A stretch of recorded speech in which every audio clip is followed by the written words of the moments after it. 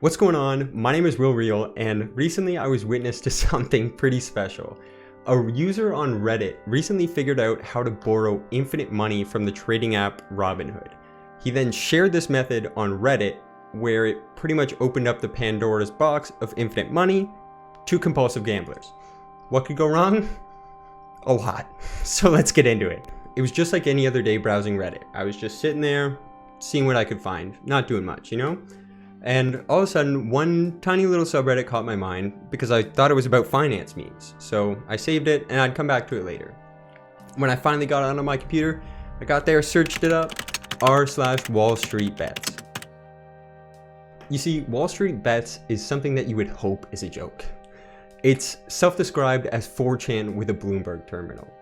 It's a community based around options trading, but more specifically, they use options trading as a way to encourage people to YOLO and bet everything they have and then make memes about it when they lose everything they have. Despite the fact that this subreddit ruthlessly makes fun of beginners, it also highly encourages them. The beginners are almost all the ones doing these major trades and YOLOing everything they have. They're the only ones with so little experience and so much enthusiasm that they'd be willing to do something so stupid. So before we get too far into the story, I want to cover what options trading is in case you don't know. And it'll just be very, very simple, so don't sweat it. It's not too much to understand. An option is pretty much just a contract to buy something at a future date at a price decided today. This allows you to make money from changes in price because if you sign a contract to buy it at $1,000 and it goes up to $1,100, if you then redeem your option to buy that, you then made $100 profit because of the difference. These high-risk gamblers / option traders on WallStreetBets like these options because they give you the opportunity to leverage your money. So whatever money you risk, you can earn up to like 3 times return, but if you get it wrong, you can also lose everything. So about a week or two after joining WallStreetBets, the special thing happens. I see a post in my notification feed and it's about a WallStreetBet user who managed to lose $30,000. This guy's name, ControlTheNarrative. Everything about this trade was pretty much terrible. So I wanted to look into more of what this guy was doing and how he just so easily lost $30,000. And upon looking through, it was less than 2 weeks before this that he made his very first post asking how options trading worked at all. So it's not really a huge surprise. However, when he posted this, he was down $30,000 and that looked like about it. He said, "Wish me luck, boys. I'm done. Looks like options trading isn't for me. I'm kind of delusional." And I think that was probably fair to say. Betting $30,000 without having any experience is quite a nutty thing to do. But just when you thought it was over, 3 days later, this guy is back. You would think that after losing $30,000 in minutes, you might think to call it quits, cut your losses. But no, you've cracked the code, you're almost there, keep pushing, and you'll retire a millionaire in no time. Right? Right. This time, he's back for old time's sake, and he's going big. He's decided that Apple is going to the ground. That company, no more. So what does he do? He buys puts, which means he's betting that the price is going down. But he somehow managed to borrow $50,000. That is not his money. And then he bet it all on Apple puts. What happened?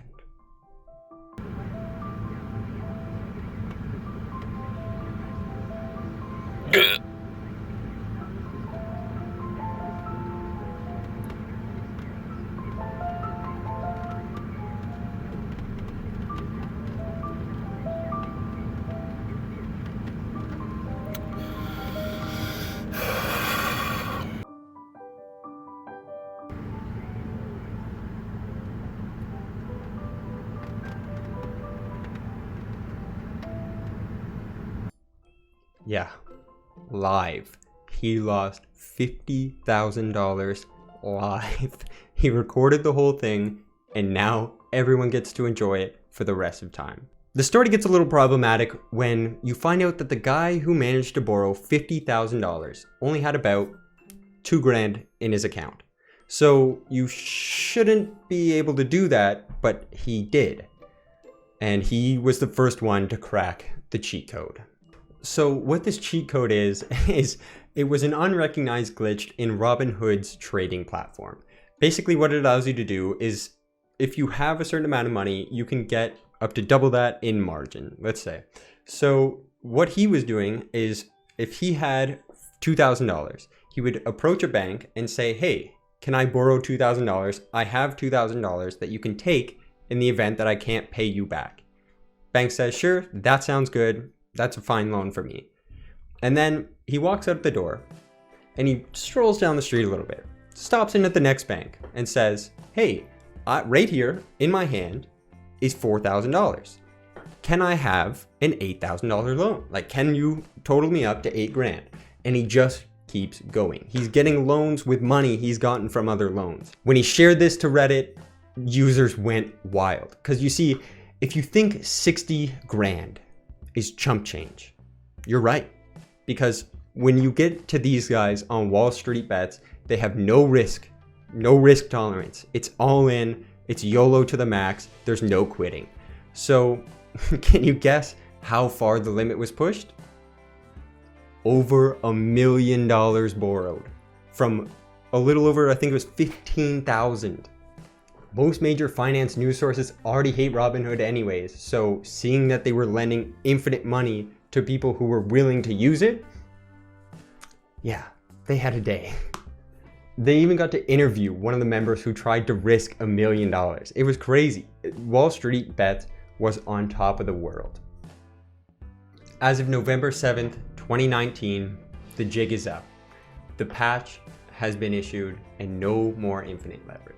But in these 7 days, more mayhem has been caused by a few members than I've ever seen caused by just a few regular people. These guys managed to pull out about $4.7 million of leveraged funds just because they had a few $1,000s in their account. If you ask me, I'd count this as a 100% achievement. These guys managed to break Robinhood, this $4 billion trading platform that no one had even tried to break in this way before.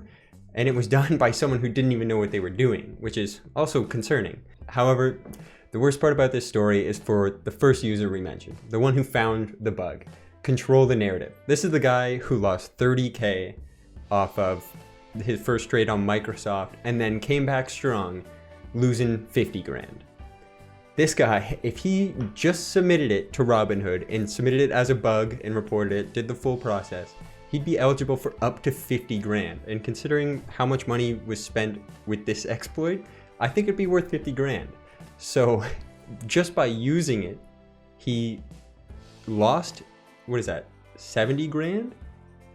And then also didn't get the 50 grand that he could if he just reported the bug. So ultimately it's a loss for that guy, but a win for humanity. So I'm with it. So now you've seen an example of someone who thinks they're way smarter than everyone else while simultaneously knowing nothing. Don't let that be you. If you see an investment that's too risky or just looks too good to be true, it just might be. So either take time and really look into it or just stay away from it if you can. A good example of this is like 90% of day traders lose money. But I still see so many people, especially young people, who say, oh yeah, I want to get into day trading, learn day trading on the side. You're gonna lose money, bud. It's not good, it's not fun. It's just stories that you hear. If you want to start making money, I recommend getting into investing. It's just the most well-known, common thing. You can start very simple. Go down to your bank, talk to the guys. They'll get you into index funds, bunch of other things. Hell, you could even pick individual stocks if you want to. The most important part is just that you invest it in something worthwhile, whether it's actual investments or investments in yourself. Don't just throw your money away on get-rich-quick schemes. Becoming financially free is very difficult and it takes a lot of time, and trying to find a shortcut won't get you there any faster. It'll just waste your time. So do what you can, read up on what you want to learn, and pursue it. My goal isn't to scare anyone away from investing, but if you don't know what you're doing, don't touch it. Don't go anywhere near it. Maybe talk to someone who does know what they're doing, but don't just throw your money into things that you don't know what they do. You want to have a full understanding and you want to know where your money is, what it's doing. That's the way you grow the fastest you can, not in 25 times leveraged option trading. But I'm sure some people did make it. If you're new to investing, I highly recommend just start at the basics. Understand what everything is, and then work your way up with paper trading, and then maybe open a Reil account. If you want to start investing but don't really want to know it all, you can go and talk to someone at your bank. They'll help you, they'll set you up, but just don't try and get rich quick. It doesn't work. All right, thank you guys for watching. If you enjoyed this or learned anything from it or understood it even, let me know. I appreciate the feedback. Also, if you want to drop a like, maybe a comment, I appreciate those too. Anyways, thanks for sticking around. Invest smart. Don't be stupid. Just keep grinding.